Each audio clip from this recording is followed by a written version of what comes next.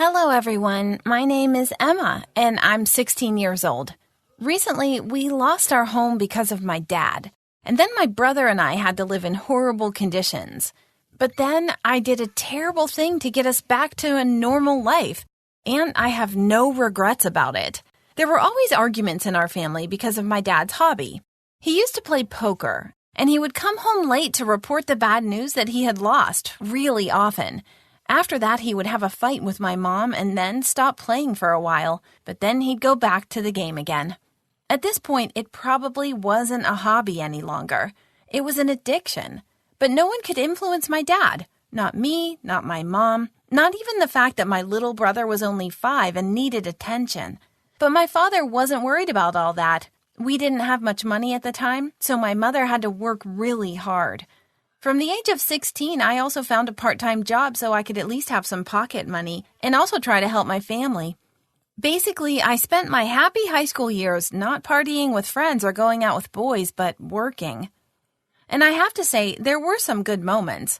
Because of my dad's passion, he was good at math and probably theory, which meant I always had an A in math because he sometimes took the time to study with me. In addition, he taught me to understand human emotions. This skill was useful, and not just for playing poker. I almost always understood when my classmates were lying or hiding something. So this was our life, short intervals of happiness between Dad's games. After one event, we realized that my dad's passion had completely crossed the line. My mom was working late that evening, and I was at work too. So my dad was supposed to be looking after my little brother. But when I got home from work, I found out they weren't home. I started to call my dad, but he had turned off his phone. Soon after I got back, my mom arrived, and they still weren't home yet. It was almost midnight, and we were about to call the police. But finally, we heard the sound of a car approaching the house. It was my dad. My little brother was asleep in his arms. It turns out that my dad had taken him to a game. Unbelievable! Why would he even think to do that? A 5-year-old child was sitting somewhere in a basement with a bunch of smoking and drinking men. Who knows what they might have done to him? Dad must have lost his mind. After that, he and my mother had a very serious fight, and Dad gave up poker for a long time. But an addiction is not that easy to get rid of.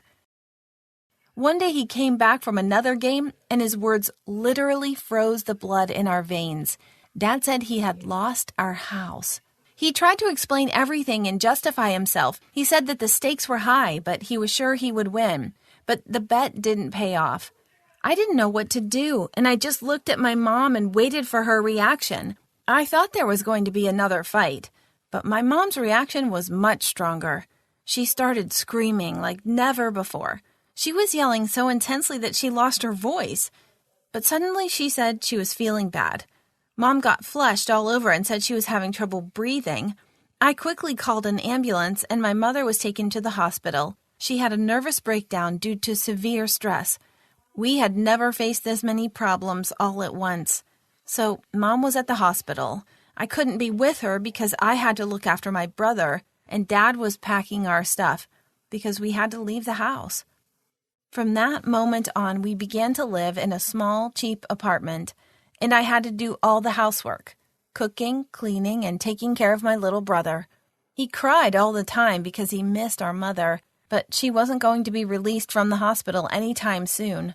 She became an insomniac and totally neurotic after her nervous breakdown, and doctors said she needed to stay in the hospital so they could look after her. At this time, things in our new home were getting worse and worse. Now no one could stop Dad from playing poker.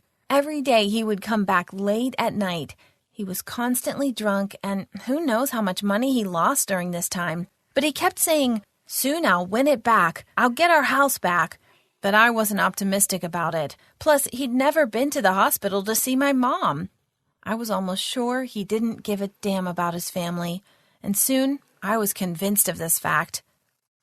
Because I was the only one who was looking after my brother, I had to quit my job. So we had no money at all.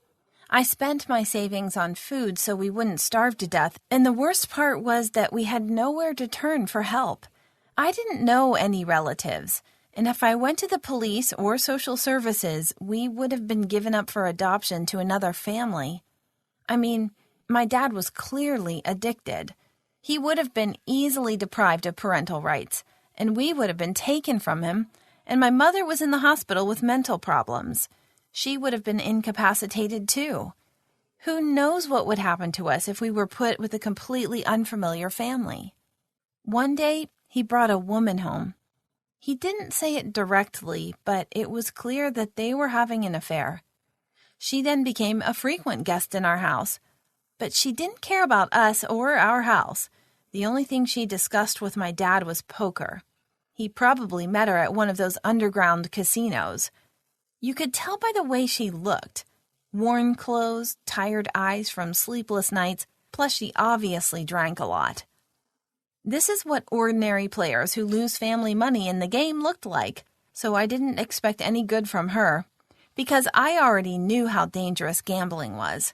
And not just because you can lose a lot of money, no, because most of the players are criminals, and they are willing to go to great lengths for the money. You should be afraid of people like this and stay away from them. But unfortunately, my dad had gotten himself all wrapped up with them. A week later, he came home very scared. He told us to pack our stuff quickly and said that we had to leave. I quickly packed everything. We got into the car and drove in an unknown direction. When my dad calmed down a bit, he admitted that he had lost again, and this time he didn't have the money to pay. Most likely people were on their way to our house, and it is unknown what they would do to us. Oh, gosh. Thank God my brother was sleeping and didn't hear the whole story. This was terrible. Dad was drowning in debt and his addiction, and he was dragging us down with him. I didn't have the strength to deal with it, and I just cried and hoped that my mom would recover faster and that she would end it. Soon we arrived at an unfamiliar house, and my father said that we were going to stay here for a while. It was his girlfriend's house, and the conditions were terrible. Of course, there was no children's room, and my brother and I had to live in the attic. We tried to sort through all the rubble of different things up there and made ourselves something like a bedroom. Of course, it was terrible. A couple of mattresses, a desk lamp, and a small window that didn't even let in any sunlight. I tried to find something positive to cheer myself and my brother up, but it was impossible. We were on our own. We were just two kids that nobody cared about. Meanwhile, Dad and his girlfriend drank all the time. In the evenings, a lot of strange people came to the house, and they all played poker until the morning. Then my dad would sleep all day, and the next evening everything started all over again. And I had to clean up the after effects from the night so my brother wouldn't see this horror. During those few weeks, I was only able to visit my mother a couple of times. The doctors said she needed good news to cheer her up, but I didn't have any of that. I could barely stop myself from crying and telling her about our living conditions now. I didn't know what to do with our lives, but thankfully, luck was on my side. One night, during another poker party, people were screaming pretty loud. The screams and music didn't stop until the next morning, and I was afraid to go downstairs. What if something terrible happened down there? I finally overcame my fear and went down. The whole house was littered with bottles and shards of glass. Garbage was everywhere. It looked like they weren't just playing yesterday, but they were having some kind of wild party. Finally, I saw my dad lying on the couch. He was sleeping very soundly. I wanted to wake him up. Then I saw it. A backpack that was stuffed with bundles of money was lying next to him. You know, everything I did next was instinctive. I realized that about an hour later. So I took this backpack and quickly returned to my brother. We once again packed our stuff and left this horrible place before everyone woke up. I thought that when my father discovered that the bag was missing, he would think it was one of yesterday's guests. You know, those people looked like any one of them could have stolen the money. We went to Mom's hospital. She was getting better, and we had great news for her. With this money, we could get our house back and start a new life, only without our father, who was poisoning our family. After that, my mother got better much faster. When she was discharged from the hospital, we started looking for a new home. Mom suggested that we move to another city. I gladly agreed because I wanted to forget the events of the last month like they were a nightmare. I've only seen my dad once since then, and he was only interested in money. He asked me if I had taken it, but I managed to lie to him, looking him right in his eyes. I know stealing is bad, and I know I shouldn't have done it, but I don't regret it. He deserved to be punished after all the damage he had done to us. I have to admit, he did manage to win it all back, but he did it too late. He lost everything on the way to that money, and family and loved ones are not something you can win at a poker match. Hello everyone, I'm Simon. Listen to how I speak. My speech seems flawless, right? Well, I need to tell you that several years ago it would be a problem even to tell you my name. Why is that? I stammer. You've heard that people who stammer are normally reserved, as they prefer not to communicate much with other people. My story is a paradox, because I started to communicate to other people because I stammer. Sounds impossible? Check it out. Since early childhood, I got this problem that was getting worse with years. I was once scared by a dog when I was 3, and from that moment on I struggled to pronounce every single word. Even telling my own name was an authentic battle for me. My poor parents brought me to various types of doctors and tried millions of types of therapy, but nothing helped. By 13, I hardly pronounced a dozen words a day, but I have always been an optimistic person. So instead of being a pathetic stutterer, I preferred to obtain an image of an enigmatic man of few words. It worked all right until my parents decided to move to a new district. So here I am, in a neighborhood where no one knows me. As a normal teenager with a disability, I tried to lock myself down at home depressed, because who would want to socialize with a stammering creep like me? But you know, that was not in my character to deprecate myself like that. I wanted to communicate with other people, so one day I put on my most enigmatic look and came out to find some new friends. Not far from my home, there was a sports ground with a basket, and a group of boys a bit older than me playing. I've always been good at basket, as I was taller than all of my peers, so I thought that a good player would be welcomed by anyone. I put on my most impenetrable poker face and joined them. I played my socks off.